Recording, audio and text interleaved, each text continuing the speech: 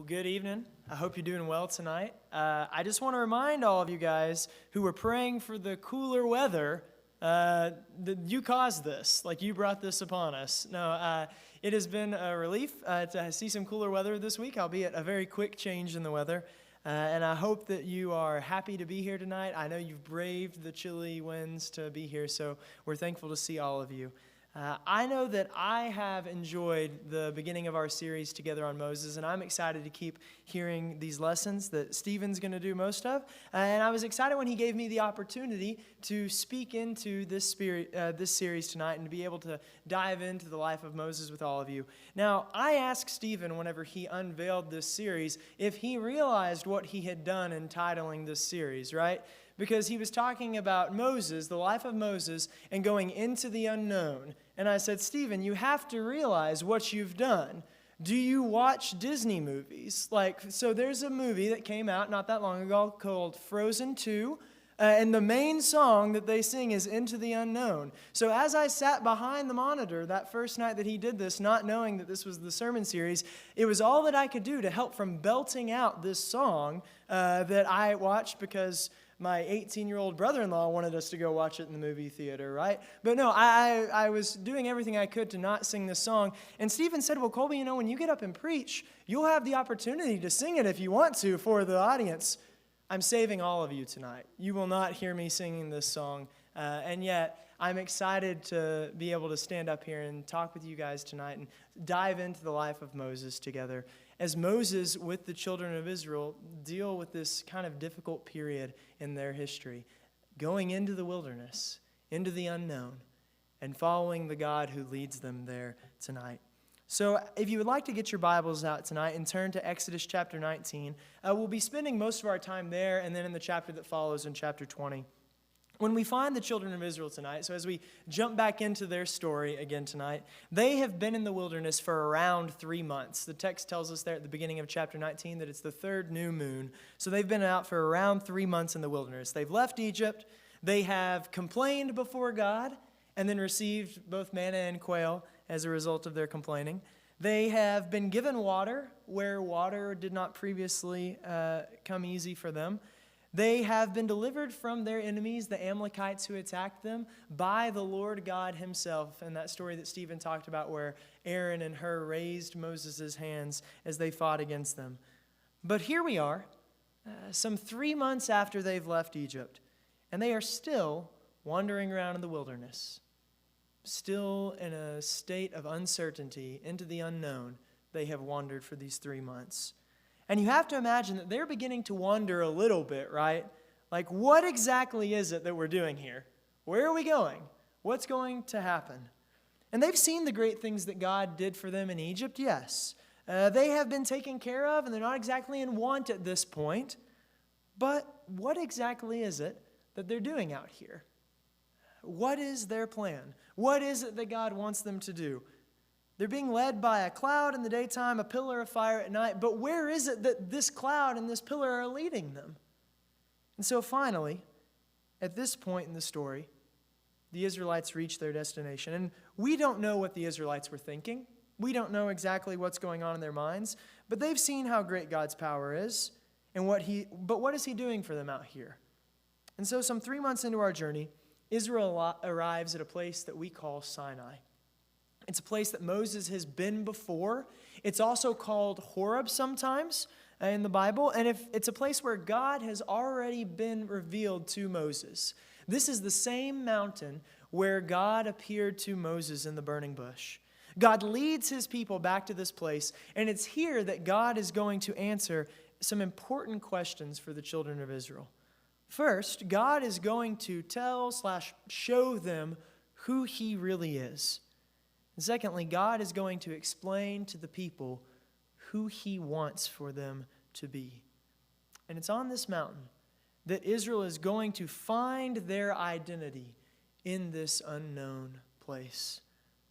God calls Moses up to the mountain and he tells him to let the people know in Exodus chapter 19, verse 3, "Thus you shall say to the house of Jacob and tell the people of Israel, you yourselves have seen what I did to the Egyptians, and how I bore you on eagle's wings and brought you to myself.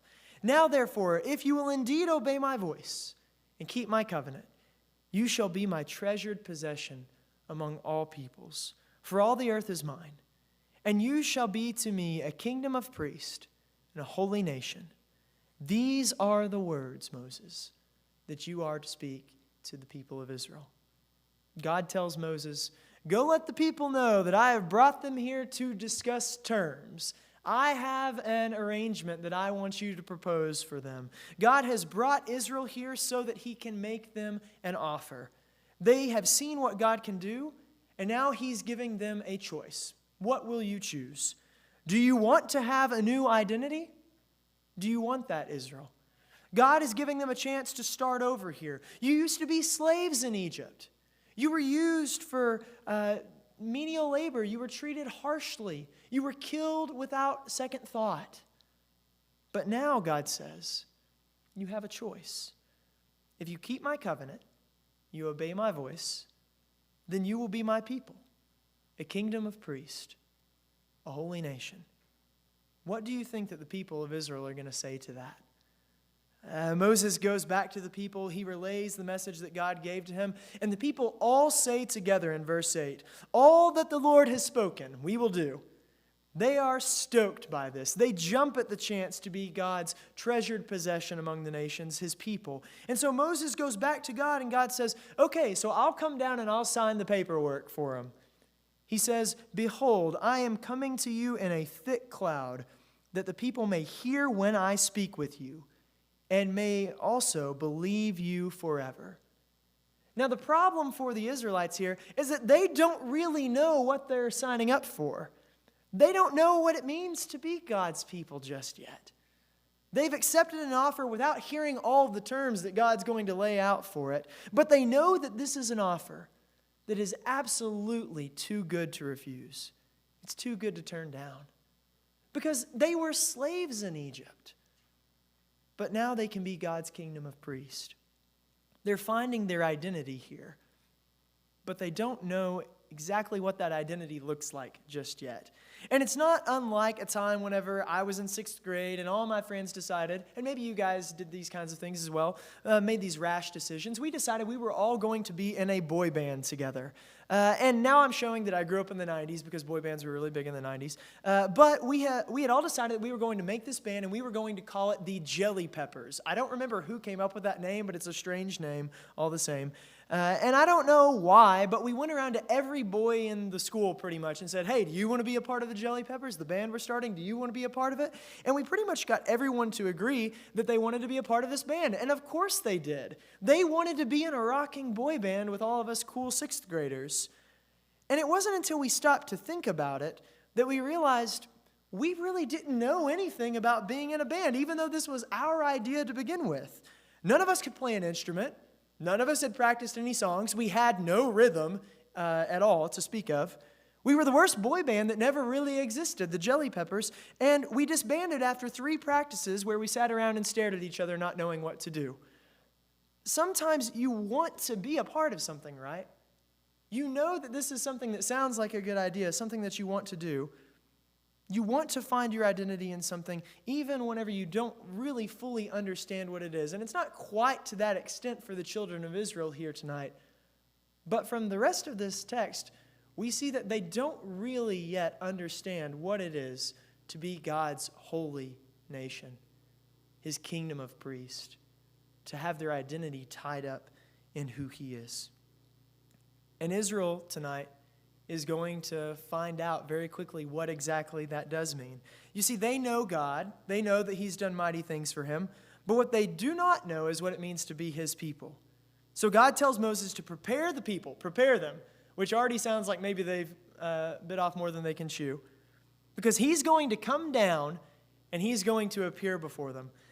He's going to descend onto the mountain. And it doesn't go exactly as you would expect, because the people who have been so quick to accept God's offer here become overwhelmed, not with excitement, but with fear. So verse 16 of chapter 19 says, on the morning of the 3rd day, when there were thunders and lightnings and a thick cloud on the mountain and a very loud trumpet blast, so that all of the people in the camp trembled. Then Moses brought the people out of the camp to meet God, and they took their stand at the foot of the mountain.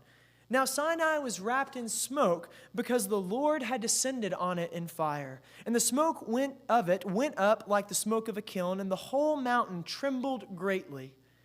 And as the sound of the trumpet grew louder and louder, Moses spoke, and God answered him in thunder. The Lord came down on Mount Sinai to the top of the mountain. And the Lord called Moses to the top of the mountain, and Moses went up. So God descends here before the children of Israel on Sinai, thunder and lightning accompanying him. And he speaks to Moses in the thunder. And the people are trembling.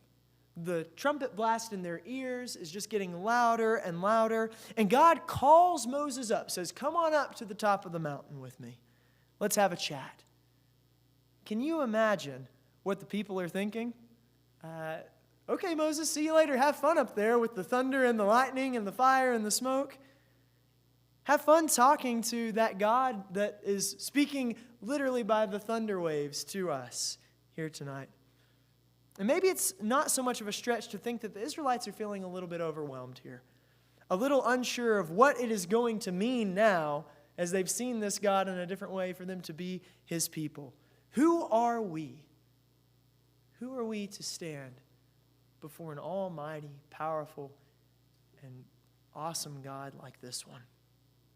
Moses is told by God to go down and warn the people. So he goes up and he's told to go back down and warn the people. Stay off of the mountain. Don't get too close to it, because if you get too close to it, then the people might die. And that probably isn't making them feel any better whenever he tells them that. Who are we? How can we be the people of this great and holy God? It's in the midst of this trembling and assumed uncertainty that God redirects their focus here tonight. He reminds them that it's never really been about who they were. It's always about who he was. It's here that God delivers some of the most famous words in the entire Bible. What does he tell the people who have agreed to be his people? He starts not with who they are, but with who he is, what his identity really is. So Moses comes down to warn the people to stand clear, and then God utters these words: "I am the Lord your God, who brought you out of the land of Egypt, out of the house of slavery. You shall have no other gods before me. You shall not make for yourself a carved image or any likeness of anything that is in heaven above, or that is in the earth beneath, or that is in the water under the earth. You shall not bow down to them or serve them, for I, the Lord your God, am a jealous God, visiting the iniquity of the fathers on the children to the third and fourth generation of those who hate me, but showing steadfast love to thousands of those who love me and keep my commandments." God's first words to the whole of Israel, that he truly speaks to all of them, are not to tell them who they are.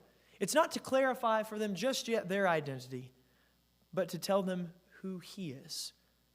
"I am the Lord your God, who brought you out of slavery, up out of Egypt.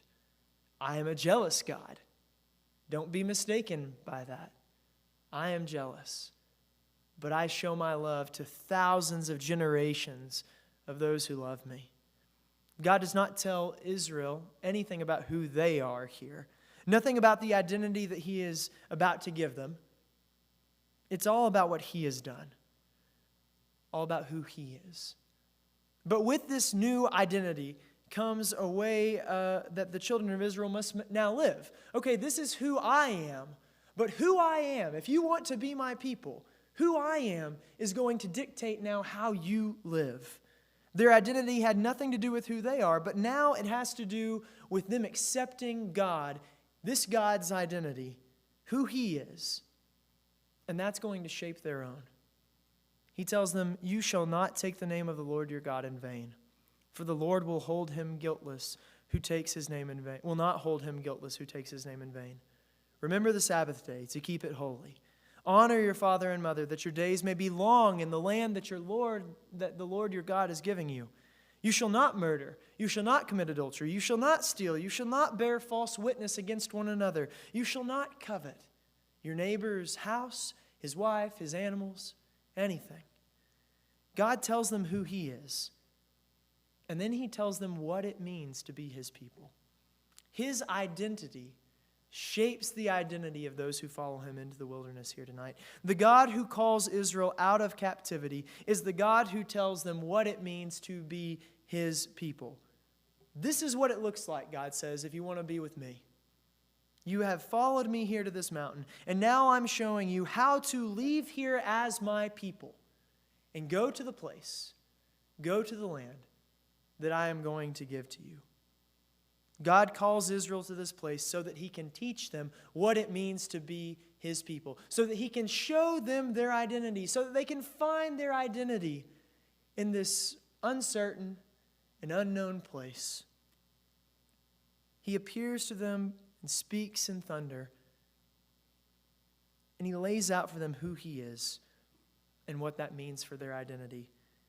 And what would you know but that Israel happily accepts that identity without any further questions or trouble? And that's exactly what happens here, right? They run with this. They go with it. Not exactly. In fact, when God finishes speaking these words to the people, they are so thrown off by his awesome power and might that they look at Moses, and this is what they say: "You speak to us, and we will listen. But do not let God speak to us, lest we die." The Israelites are afraid, they're trembling, and they tell Moses, "You go and listen to God and hear what he has to say, and then you can report it back to us. But please, don't let God talk to us himself." They think that they're going to die, right? Can you imagine that? The God who tells them that he wants them to be his people, to be his holy nation, is so awesome and so powerful that when they stand before him and he tells them, "I want you to be my people," they are horrified of his very voice. They don't know exactly what to think about this God. Has he done mighty deeds for us on our behalf? He has. Has he provided for us these 3 months in the wilderness? Absolutely he has. Do we want to be this close to him? And the answer to that is evidently not. They stand off at a distance while Moses, it says, draws nearer to the thick darkness surrounding God and where God is. Moses tries to tell them, "Do not fear, for God has come to test you, that the fear of him may be before you, and that you may not sin." Come closer, Moses is telling them. But the people are paralyzed. Their identity, the one who is asking them to find their identity in him, is there standing before them. But they're stuck standing there, scared, unsure what to do. They had no choice but to accept God for who he is as he reveals his might and power to them. They cannot deny his identity, not in the wake of this great display that they are all witnesses to. But what does that mean for them? For who they are? It's here that I think we can find a great truth about discovering our identities as humans. It's often hard, even terrifying, I think, to come face to face with who we truly are. When our identity is put out in front of us, it can be a pretty frightening thing. It's like the plot of one of the greatest movies ever made, in my opinion, and maybe you agree, Star Wars Episode 5. The Empire Strikes Back. You probably already know what I'm going to do with this one here, right? Late in that movie, Luke Skywalker is fighting the big bad villain, Darth Vader. And Luke fights him, but he is overmatched. And he screams at him, "You killed my father." Like, he has overwhelming hatred for this one that he thinks has slain his dad.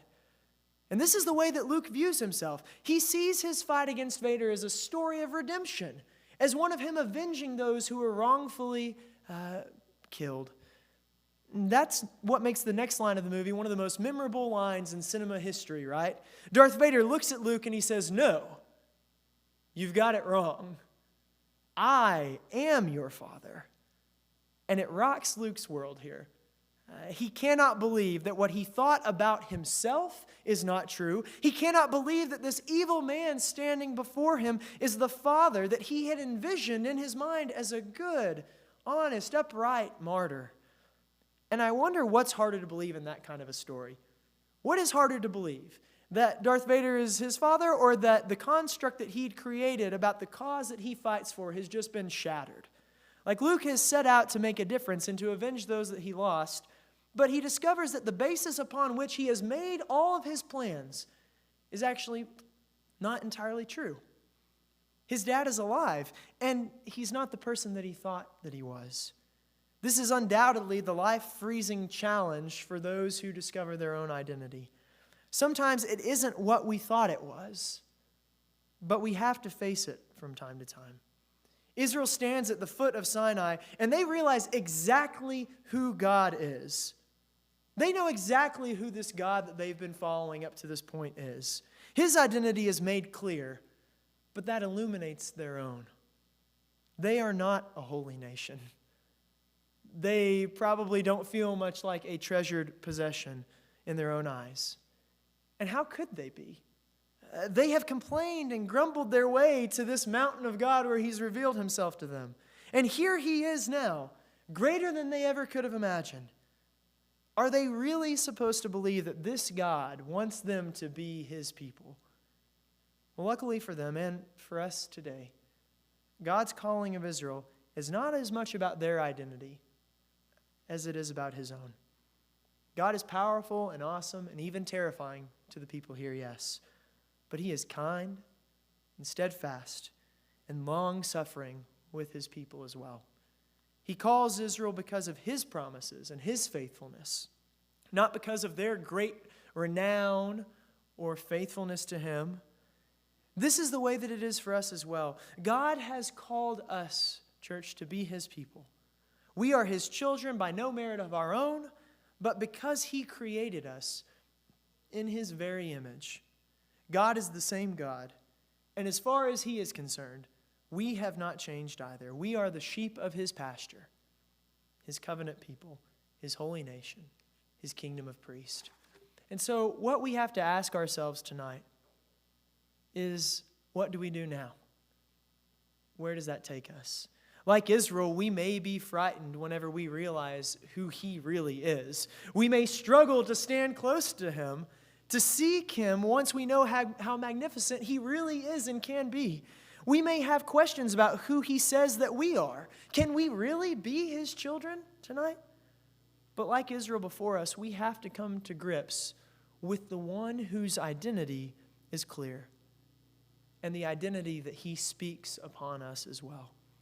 It's hard to grasp who he really is, who God is. But sometimes it's harder to comprehend what that truth about who God is means for us as his children. So God starts with himself. He tells Israel, this is who I am. This is now who I have made you to be. Our challenge as children of God is not to focus on ourselves, because we know ourselves well enough when we truly, deeply look at ourselves. But we have to look at God, the God who makes clear to us our identity in him. Maybe not on his holy mountain, maybe not on Sinai, like he does with Israel, but through his son, Jesus Christ. You know, when in the wilderness, it is made painfully obvious to Israel who they are and who they are not. It's even more apparent who God is, and this is a jarring experience for all of the people who witness it.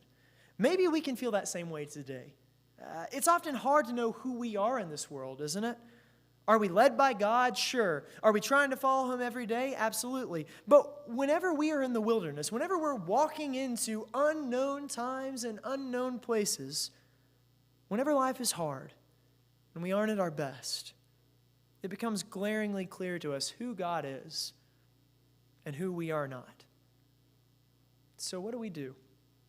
Do we sit and wish that we had never come into this place, into this wilderness, into this unknown territory? Do we ignore the truth of who God is and what he expects from us and just act like he expects nothing? Do we stand terrified, hoping that someone else will get closer, someone else will step further into that unknown that we don't want to come to grips with, and just tell us what it is that God has to say to us? Do we hope that someone else will be brave and we get to stand back? Israel has this difficult and scary encounter with God, one that tests their resolve and their perceptions of themselves, but ultimately they decide that they will do what God has asked them to do. In Exodus chapter 24, verse 1, God calls Moses, Aaron, and Aaron's sons, and 70 of the elders to come up and worship God from afar. Verse 3 says, Moses came and told the people all the words of the Lord and all of the rules, and all of the people answered with one voice. And this is what they said after hearing all the things that God has told Moses, both before them and up on the mountain here. They say, all of the words that the Lord has spoken, we will do them. Israel makes the choice that we as Christians have to make today. They decide to follow this awesome God who has led them out of Egypt. And as hard as it was to stand before him, as much as they wanted to create distance between this powerful God and themselves, they now choose here to follow him. They will do the things that he says. They will become his people. Verse 7, then Moses took the book of the covenant and he read it in their hearing in front of the people. And they said again, all that the Lord has spoken we will do. We will be obedient to him. Israel makes the decision to accept the identity of God and the subsequent identity that he speaks upon them. They decide that they will follow this God who speaks in thunder, Yahweh, and keep his commands. They choose to find their identity in the one whose identity is unquestionable at this point, unchanging. We as the people of God today can make a similar choice. You know that this world is still trying to find its footing, right? In the midst of all the turmoil that's going on right now as we step into unknown times. It may feel to some of us tonight like this wilderness, this unknown period just keeps going on and on and on. You may not feel like the same person that you were at the beginning of this year here tonight, and that's okay. You may feel lost and wonder what exactly it is that God is trying to do in this world or where he's leading us, and that too is okay. It is hard to see where you are going sometimes when you're walking into the unknown. The key, at least for Israel in this story, is to look at the one whose identity is not threatened, not in the slightest, by all of the chaos that surrounds us. And it's not always easy. Sometimes it causes us to realize that the things that we thought were the most important in the world are not really the most important things. Sometimes we have to give up who we think we are to become the people that God has called us to be. What choice will you make? Will you choose to do what the Lord has spoken? Or will you, like Israel for a brief moment did, stand frozen before Sinai and then turn back into the wilderness, hoping to find your bearings without him? The choice is yours tonight. It's not one that anyone else can make for you. You know, the most incredible thing happens at the end of this story here, whenever the children of Israel choose to follow God at Sinai. So Exodus chapter 24, verse 9 tells us that after accepting the covenant that God has proposed to make with them, Moses and Aaron, Nadab and Abihu, and 70 of the elders went up, and they saw the God of Israel. There was under his feet, as it were, a pavement of sapphire stone, like the very heaven for clearness. And he did not lay his hand on the chief men of the people of Israel. They beheld God, they saw him, and they ate and drank. The same people who were unsure that they wanted to be near this God at all are now standing before him, looking at him. And they sit down and they eat together before him. Are they still nervous about being this close to him? Probably. I would think so. But they have chosen to be his people. And now they have drawn near. They get an even clearer look here on the mountain where they eat with him of who he really is. And instead of being destroyed as they feared they might be, they are filled with food and drink as they sit before an almighty God. They see him now. And they may not yet feel comfortable, but they have a clearer picture of the one who has called them out of slavery and into a great inheritance. In the Gospels, we get another picture of what this looks like. The disciples sit in a room by themselves on the third day after Jesus was crucified, and they have heard the rumors. Some have even seen the empty tomb, but mostly they sit there questioning, what can we do now? They had chosen to identify with Jesus. They had followed him around for 3 years. They had been told that leaving everything they had would bring them more than they could ever imagine.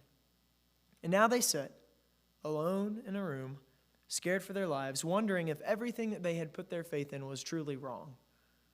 Was Jesus not who we thought that he was? Was he not the one to save Israel? They have so many questions about what to do that whenever Jesus appears to them, they're shocked. And you would think that this would be an exciting moment, right? Jesus has just shown back up. He was dead, and now he's alive again. But he is also more than they thought he was, right? His identity now should be clear. And this is why they are shocked. Because he is clearly, now, having risen from the dead, more than they thought that he was. He is the Messiah, but it's not just that. He is the Son of God, truly the Son of God. And their response, I think, sounds very familiar to us tonight.